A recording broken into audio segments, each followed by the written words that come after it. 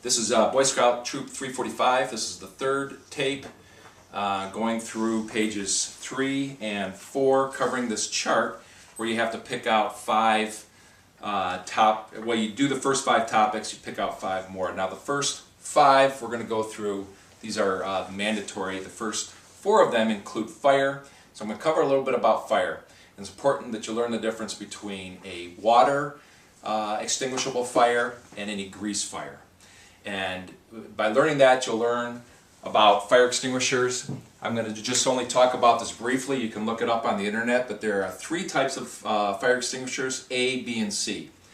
A is a water fire extinguisher. It's only for water. B is for liquid fires like grease fires, and that's a dry chemical. C would be electrical fires. So my recommendation is that in the house you have an A, B, C fire extinguishers that covers all the house fires that you're going to have. The important thing about C is that it doesn't conduct electricity, so it can be used on electrical fires. However, it is somewhat staining, and it can ruin things that it gets on. So if you end up using one, make sure you clean it up right away, but at least you don't have the fire. Let's quickly go through 1, 2, 3, 4, 5. A house fire. You can prepare for a house fire by having a proper fire extinguishers and vents so that you can get rid of some of the toxic fumes if they occur. The way you respond to it is if it's a water fire, like a sandwich or something that caught on fire while you're cooking it, you can either just extinguish it by throwing water on it, or you can put a lid on it and suffocate it. Now you can't do that with a grease fire. Grease fire, you cannot put water on it. If you do, it's going to splash the grease and you'll get fire spreading. A grease fire, you can extinguish it by suffocating it, putting a lid over it, throwing other things over it, or using a proper extinguisher. Don't try to carry out a grease fire where it's splashing around. It can splash on your hands, get on the carpet, and spread that way. Recovery is making sure that your exposure is mitigated. Also, get out of the house with all this toxic fumes, where a lot of people can get injured, end up getting injured from toxic fumes and fires. That includes house fires. So recovery is all about preventing further exposure. You can mitigate these fires by making sure you have timers and thermometers when you cook so that you don't end up having fires.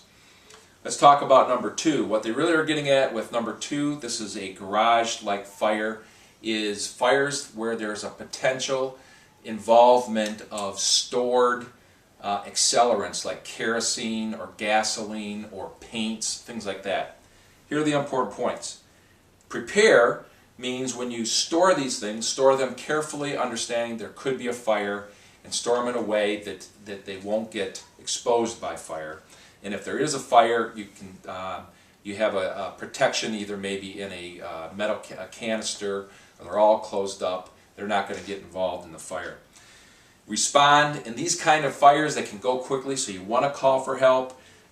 You want to make sure that you have an escape. So you can go in and fight the fire, but you got to make sure that there's a way for you to escape. So don't cut yourself off from the stairway to get out, or the garage door. And you're going to fight this again with a proper fire extinguisher, or you can smother the fire and try to keep it from getting to your containers. Recover by protecting or evaluating yourself and other people for exposures. And one way to mitigate these fires from getting worse is to try to contain them and not letting them spread to where your accelerants are. An explosion in the home, important points here are explosions are either caused by pressure, like a pressure cooker, or chemical bottles that have gotten inadvertently heated up because you stored them maybe next to the furnace. If those containers get too hot, they can explode. Another type of explosion might be a propane explosion if someone is improperly lighting, or you have let's say a propane space heater or outdoor cooker that's leaking and you use a flame, and that can explode. Make sure in response that you use first aid. Watch for chemicals getting in your eyes. So rinse eyes, rinse your skin, particularly if there's acids or lye, which are basic chemicals. Make sure you rinse, rinse, rinse. Make sure you get the fire completely out and cool things down. And recovery mode again is cleaning up and making sure the fire is completely out and limiting further exposure is part of mitigation. And anticipate secondary injuries. So for example, let's say it's a base chemical and it gets on your skin, you have to really irrigate that to make sure that you don't end up with a secondary lye burn. Automobile accident is number 4.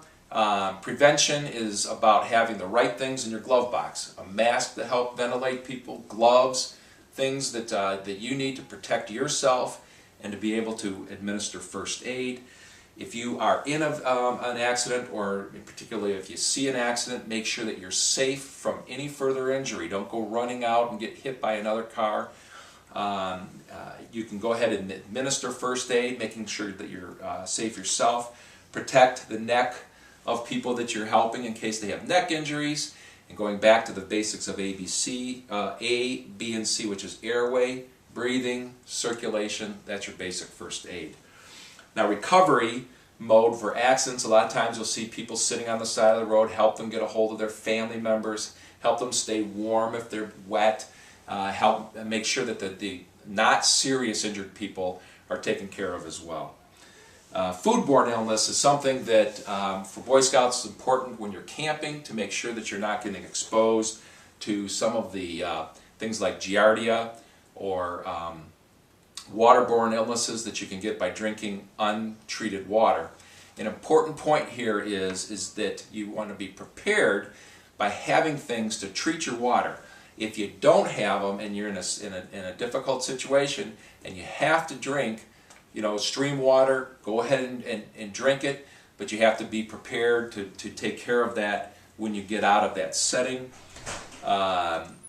If you are other foodborne illnesses, let's say it's from home foods, you need to, and let's say you get diarrhea and nausea, you got to make sure that you're hydrated. If you have bloody stools or fever, those are times that you might need an antibiotic. So if you're going out hiking and you're going out on an expedition, one of the things to be prepared might be to take a proper antibiotic and learn about when to use it. When you're in recovery mode, hydration is key. The foodborne illnesses hurt people by dehydrating them. That's the #1 injury. You want to make sure you eat and drink simple sugars, no milk products. Hydrate yourself in recovery. And one way to mitigate getting foodborne illnesses is to separate your foods, particularly if you're preparing foods like chicken that you know probably has bacteria that are harmful.